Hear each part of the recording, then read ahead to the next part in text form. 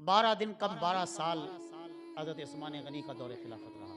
پھر حضرت علی المرتضیٰ رضی اللہ تعالیٰ عنہ کا دور خلافت آیا، اور حضرت امیر معاویہ کا 20 سالہ دور فتوحات کا دور کہ سعودی عرب نے تبلیغی جماعت پر پابندی لگا دی۔ پھر حضرت عثمان غنی کا زمانہ آیا تو آپ کے رشیا اور افغانستان بھی مسلمانوں کی سلطنت میں تھے۔ سمندر پار جہاد کے لیے حضرت عثمان غنی رضی اللہ تعالیٰ عنہ نے دستے بھیجے۔ ترکی اس طرف بھی مسلمانوں نے دستے بھیجے، یہ نصرانیوں کا بہت بڑا مرکز تھا۔ استنبول، قسطنطنیہ، یہ نصرانیوں کا بہت بڑا قلعہ تھا۔ حضرت عثمان غنی کے دور میں فتح نہ ہوا۔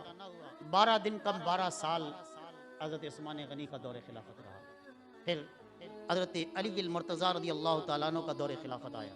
آپ کے دور میں بیرونی معاملات تو نہیں ہوئے، بیرونی فتوحات تو نہیں ہوئی چونکہ آپس کی لڑائیاں تھیں، لیکن اندرونی نظام آپ نے منظم کر کے رکھا۔ یہاں تک کہ آپ کے چچا زاد بھائی رئیس المفسرین حضرت عبداللہ ابن عباس رضی اللہ تعالیٰ عنہ، جنہیں بصرہ کا گورنر بنایا تھا، بصرہ کا والی بنایا تھا، ان کے لیے شکایت آئی، آپ کے محاسبین نے شکایت کی تو آپ نے ان کا بھی محاسبہ کیا۔ وہ وقت تھا کہ دشمن سے برسر پیکار بھی تھے، محاسبہ کیا، یہاں تک کہ حضرت عبداللہ ابن عباس رئیس المفسرین تھے، انہیں وہاں سے معزول کر دیا اور وہ بصرہ سے مکہ مکرمہ آ گئے۔ کما استخلف الذین من قبلہم، جیسے تم سے اگلوں کو دیا۔ پھر ایک دور درمیان حضرت امیر معاویہ رضی اللہ تعالیٰ عنہ کا آیا، درمیان میں 6 ماہ کے حضرت امام حسن کا دور آیا۔ سن 41 ہجری ربیع الاول میں حضرت امام حسن رضی اللہ تعالیٰ عنہ حضرت امیر معاویہ کے حق میں دستبردار ہو گئے، اور حضرت امیر معاویہ کا 20 سالہ دور فتوحات کا دور تھا، اور اندر پرامن ایسا ماحول تھا کہ جنگل بیابان میں رات کے اندھیرے میں اگر کوئی عورت زیور سے آراستہ ہو کر نکلتی تھی، کسی کی مجال نہ تھی کہ اس کی طرف نظر اٹھا کر دے۔ اور اس کے بعد ملوکیت کا نظام آیا جو آج تک ہم بھگت رہے ہیں۔ بادشاہت کا نظام آیا، یزید کے بعد اس کا بیٹا، اور اس کے بعد عباسیوں کا دور آیا، پھر عثمانیوں کا دور آیا، اور پھر عثمانیوں کے بعد خلافت ختم ہو گئی۔ اب عثمانی دور بھی خلافت نہیں تھی، سلطنت اسلامیہ متحد تھی، خلافت عباسیوں پر ختم ہو گئی، کیونکہ خلیفہ کے لیے قریش سے ہونا شرط ہے۔ عثمانی جو ہیں ترک تھے، علماء خاندان تھا، لیکن سلطنت اسلامیہ کے امور کو اچھی طرح چلایا تھا۔ اور اس کے بعد پھر جو ملوکیت کا نظام ہم نے دیکھا، چھوٹی چھوٹی بادشاہتیں، چھوٹی چھوٹی ریاستیں قائم ہوئیں، اور انہوں نے انتشار جو پیدا کیا آج تک بھگت رہے ہیں۔ اور ابھی آج کل ایک چیخ و پکار چل رہی ہے مذہبی حلقوں میں کہ سعودی عرب نے تبلیغی جماعت پر پابندی لگا دی۔ قائد اہل سنت علامہ شاہ احمد نورانی پر شاہ خالد مرحوم کے دور میں پابندی لگی تھی۔ کیوں پابندی لگی تھی؟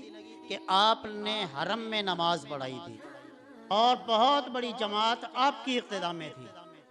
قائد اہل سنت شاہ احمد نورانی پر عرب سعودیہ جانے پر پابندی لگا دی، اور اس کے ساتھ ہی حرمین طیبین میں جماعت ثانی پر پابندی لگا دی۔